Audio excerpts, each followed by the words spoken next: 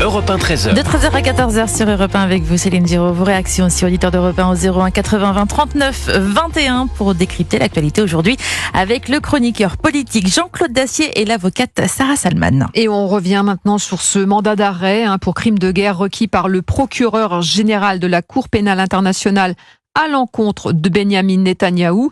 Je vous propose d'écouter justement le procureur de cette CPI, c'est Karim Khan. Je peux confirmer aujourd'hui que j'ai des motifs raisonnables de croire, sur la base de preuves recueillies et examinées par mon bureau, que le Premier ministre israélien Benyamin Netanyahou et le ministre de la Défense Yoav Gallant devront assumer la responsabilité pénale pour les crimes internationaux suivants commis sur le territoire de l'État de Palestine. Ces crimes incluent la famine des civils comme méthode de guerre, causer volontairement de grandes souffrances ou blessures graves, les meurtres et les attaques intentionnelles contre les civils palestiniens. Voilà la déclaration de Karim Khan, donc le procureur de cette Cour pénale internationale. Alors, Joe Biden a jugé scandaleuse cette demande et Paris, en revanche, a décidé, a assuré même de soutenir la CPI. Comment expliquer ce soutien, Sarah Salman, de la France ? Pour moi, c'est tellement scandaleux que je n'ai pas d'explication. Donc peut-être qu'il me manque des données, mais pour moi, c'est parfaitement scandaleux, surtout quand on voit la CPI. Pour moi, vraiment, c'est lunaire, a fait un choix qui est politique et qui n'est pas juridique. Déjà, quand on parle de la Cour pénale internationale, donc la CPI, il y a un principe de subsidiarité. La CPI n'est compétente que lorsque les autorités, encore l'espèce Israël, n'est pas compétente, ne veut pas ou ne peut pas poursuivre. A priori, ce n'est pas le cas. Il y a une autre chose qui me pose problème, c'est qu'on met sur le même plan 3 protagonistes du Hamas et 2 d'un État démocratique, avec un gouvernement qui est élu. On peut ne pas apprécier Benyamin Netanyahou. Pour autant, c'est un État démocratique. Qu'est-ce que ça envoie comme signal ? Ça envoie un signal très fort aux antisémites, c'est que on met tout le monde sur le même plan. Et il y a aussi, alors, on va me dire que c'est une erreur, et c'est une erreur, mais quand même, l'AFP, qui a fait une première dépêche, qui s'est trompée. Oui. Moi, ça m'interpelle. L'AFP, l'agence France-Presse, qui normalement fait une dépêche qui doit être impeccable, nous explique que Benyamin Netanyahou est visé par un mandat d'arrêt international. Ce n'est pas le cas. Ce n'est pas le cas. Et qu'est-ce que les gens ont compris ? Eh bien, ils ont compris que ça parce qu'ils ont envie de comprendre uniquement cette version. Que fait Paris ? Eh bien, ils disent la CPI a très bien géré. Donc, ça envoie un très mauvais signal pour Israël. Moi, je suis extrêmement déçu et j'espère encore, mais l'espoir fait vivre, que Paris changera sa position. Moi, j'ignorais la position de l'AFP, qui est dommageable, parce qu'effectivement, c'est une information fausse, en l'occurrence, qui est reprise, j'imagine, dans beaucoup d'endroits. Il y a eu après qu'il faudra... Ah oui, mais... Il y a eu un petit délai, quand même. Il faudra quelques semaines entre les demandes du procureur, M. Khan, et la Cour internationale, qui va se réunir 3 semaines, 1 mois. Je pense qu'ils prendront leur temps, parce que c'est ce qui vient d'arriver probablement sans précédent. C'est-à-dire que pour la première fois, un pays occidental est pris, ou risque d'être pris, dans ce type d'accusations, qui sont des accusations graves, quand on écoute le procureur. On a eu un débat ce matin un peu musclé sur l'interprétation à donner du communiqué français, qui en effet soutient la Cour internationale. Ce qui ne veut peut-être pas dire qu'elle soutient le travail du procureur. On peut aussi considérer l'inverse, c'est-à-dire que le soutien affirmé ce matin du gouvernement français à cette Cour internationale peut englober le travail du procureur. Alors c'est extrêmement maladroit dans ce cas-là. C'est peut-être maladroit, c'est pour ça que ce matin j'ai parlé d'un communiqué pour le moins, je sais plus ce que j'ai dit, ambigu, et je le maintiens. Et il faudrait clarifier en effet la position du gouvernement français, qui sur ce dossier du Proche-Orient, parfois, quelques attitudes un peu discutables. Il y a la personnalité aussi de ce procureur d'origine britannique, moi, je le rappelle. Je connais pas ce monsieur, c'est un Britannique. Oui, c'est ça, qui démontre sa volonté finalement de défier un peu les puissants, quoi. Encore une fois, c'est la première fois qu'un État occidental est mis en cause. Israël ne fait pas partie, n'a pas ratifié. Les statuts de Rome. Les États-Unis non plus, le Sénat n'a toujours pas signé. Bon, qu'est-ce qui va se passer ? Encore une fois, soyons un peu prudents.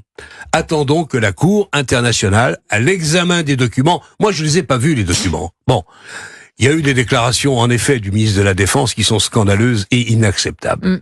La politique de Netanyahou, certains sont pour, d'autres sont contre. Pour le moment, c'est plutôt l'union autour de Netanyahou en Israël. C'est naturel, c'est normal.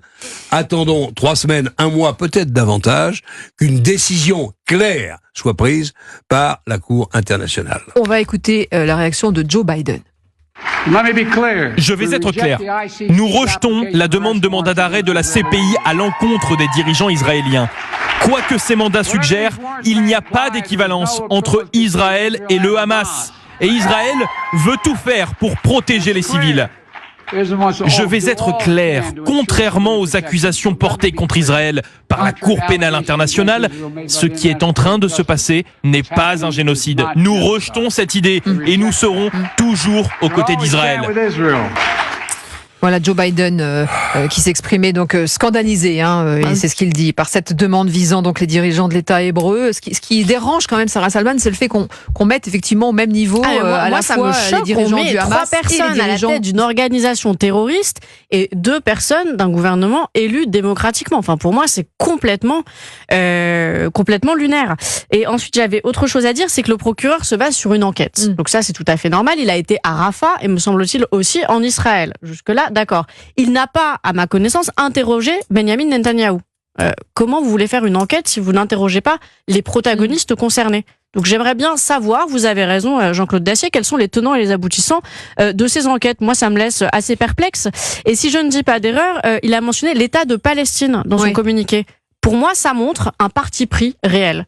Ça nous montre clairement qu'il n'est pas dans le juridique. La Cour pénale internationale doit faire du droit, pas de la politique ni de l'idéologie. Ça nous montre un parti pris où, en parlant d'État de Palestine, le parti pris, on a compris ce que ça voulait dire. Jean-Claude Dacier.